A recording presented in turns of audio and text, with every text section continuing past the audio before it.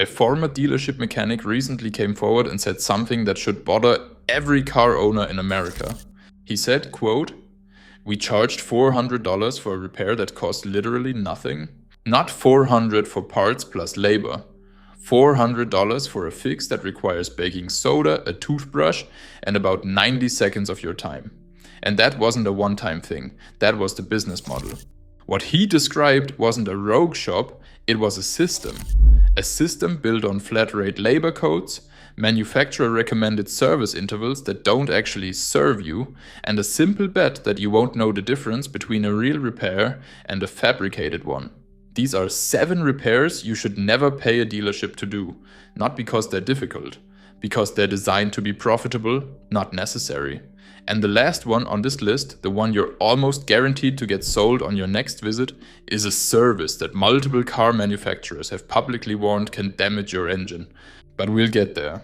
Number 1, corroded battery terminals. This is the one that started it all. The $400 fix that costs $0. You bring your car in because it's slow to start, or the electronics are acting up. The service advisor disappears for 20 minutes, comes back, and tells you the battery terminals are corroded and need to be serviced. On the invoice, that shows up as battery terminal cleaning and treatment, somewhere between $100 and $400, depending on the dealership and how they package it. What actually happens in the shop? A technician takes a tablespoon of baking soda, mixes it with water, and scrubs the terminals with a wire brush or an old toothbrush. The whole thing takes about 90 seconds. The baking soda eats through the acid crust. That's it. That's the entire job. No proprietary chemical, no special tool. The baking soda is from the same box sitting in your kitchen right now. Some techs don't even bother with it. They just scrub and spray with a can of terminal protector that costs $3 at any auto parts store. The flat rate labor guide assigns 0.3 hours for this task. At a typical dealer rate of $150 to $200 an hour, that's $45 to $60 in labor alone. But many shops bundle it into a battery service package that inflates the total well beyond that. And the customer never questions it, because the word corrosion sounds like a serious issue. Corrosion sounds scary, baking soda and a toothbrush, less so. But corrosion isn't the only normal wear sign that gets weaponized against you. Number 2, brake rotors that supposedly need replacing. This happens constantly. You go in for an oil change or a tire rotation. The advisor walks out holding a clipboard and tells you your brake rotors are rusted and need to be swapped. Sometimes they'll even show you a photo. What they're leaving out is that surface rust on brake rotors is completely normal. If your car sat overnight in any kind of humidity, those rotors will have a thin orange film on them by morning. It's bare cast iron exposed to moisture. It oxidizes. That's what cast iron does. And the part they definitely won't mention? That a rust disappears the moment you drive and tap the brakes a few times. The pads wipe it clean on their own within the first couple of stops. That's by design. The braking system is self-cleaning. A rotor actually needs replacing when it's worn below the minimum thickness specification stamped right on the casting, or when it has deep scoring or heat cracks. A thin orange film after a rainy night? That's Tuesday morning. But a rotor replacement bills out at $300 to $600 per axle. That's revenue the shop desperately wants to capture. And the visual of rusty metal is convincing enough that most people say yes without a second opinion. Now the next few might seem small on their own. 20 here, 60 there. But pay attention to how fast they add up, because dealerships never sell you just one of these at a time. Number 3, the $80 air filter swap. The air filter upsell is one of the oldest plays in the dealership book. You're there for something else entirely. Oil change, inspection, whatever. And then someone appears with your air filter pinched between 2 fingers like a piece of courtroom evidence and says it needs to be replaced. $60 to $80, sometimes more. An engine air filter runs $8 to $12 at any parts store. Swapping it takes half a minute. You open a plastic housing, pull the old one out, drop the new one in and close the clips. No tools on most vehicles, a screwdriver at most. Manufacturers designed the housing for quick access because they intended owners to handle this themselves. The markup is enormous. And the labor charge is essentially billing you for the time it takes someone to walk to your car and back. Shops push this aggressively because it's pure margin. The filter is cheap. The work takes 30 seconds. And the customer walks away thinking they just did responsible maintenance. You did do responsible maintenance. You just paid 6 times the actual cost. And that's not the only thing they'll add to the invoice while they have your keys. Number 4. The coolant top-off. This one is almost too simple to believe. Some dealers charge $30 to $50 to top off your coolant. $30 to $50. That means someone opened your hood, glanced at the reservoir, and poured in a splash of premixed fluid. A gallon of premixed coolant costs $10 to $15 and lasts through multiple refills. The reservoir has minimum and maximum markings printed right on the side. You pour until the level sits between those two lines. Cold engine. Done.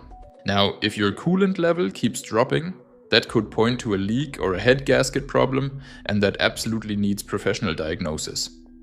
But topping off a reservoir that's slightly below the line, that's like refilling an ice cube tray and charging someone $40 for it. The trick with the coolant charge is that it rarely shows up alone. It's line 4 on an invoice that already has the battery service, the air filter, and whatever else they found during their complimentary multi-point inspection.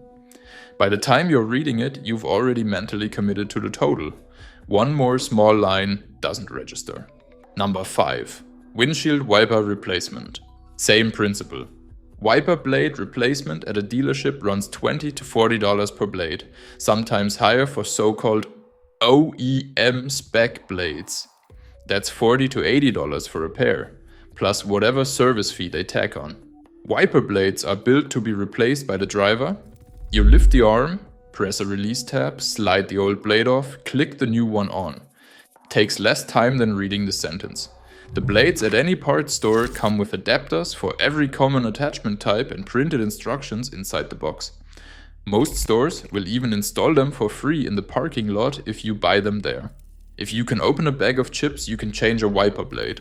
But these smaller items aren't just profit centers on their own. They're camouflage. They pad the invoice so the big ticket items look like just another line in a long list of necessary maintenance. Which brings us to the bulb. Number 6. Headlight and taillight bulbs. A standard halogen headlight or taillight bulb costs $4 to $10.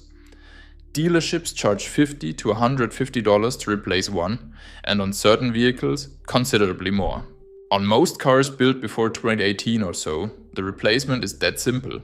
You reach behind the headlight housing, twist the socket a quarter turn, pull it out, swap the bulb, and put it back. Your owner's manual tells you exactly which bulb type your vehicle uses and shows the access point. Some newer models with sealed LED assemblies or bumpers that block access are legitimately more involved. That's fair. But the majority of bulb replacements happening at dealerships are on vehicles where the job takes 5 minutes and a $10 part. The inflated price exists because the labor code in the flat rate system assigns 0.3 to 0.5 hours for this work. At dealer rates, that translates to $45 to $100 in labor for a 5-minute task. The billing structure guarantees a minimum charge regardless of how long the job actually takes. Now add it up. A single service visit where they sell you the battery cleaning, the air filter, the coolant, the wipers, and a bulb. You're looking at $500 to over $1,000 for work that would cost you about $40 in half an hour in your own driveway. And we haven't even gotten to the big one yet. Number 7. The engine flush. This is the one I mentioned at the top. The engine flush or engine cleaning service.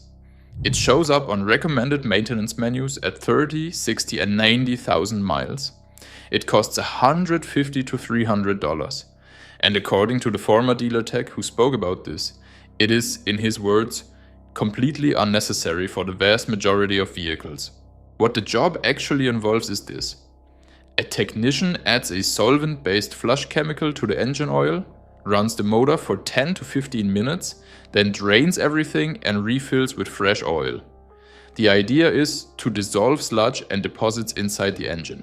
But if you change your oil at reasonable intervals, sludge doesn't accumulate in the first place.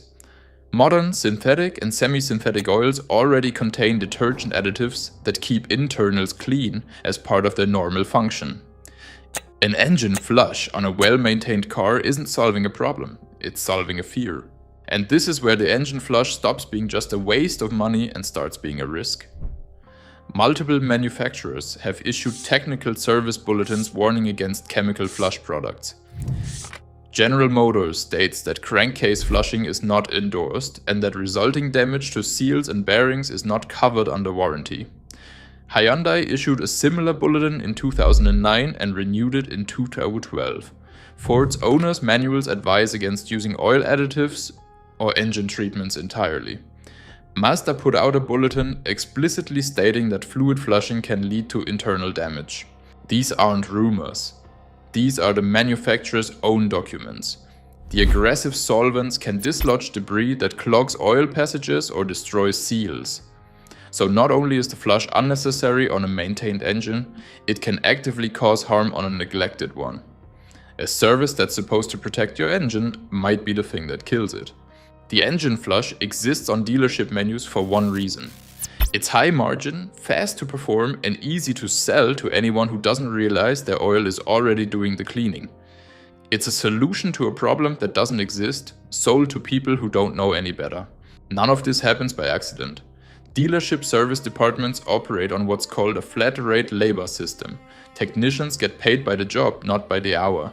The faster they finish, the more tickets they can bill. And service advisors, the people you actually talk to, often earn commission on the total repair order value.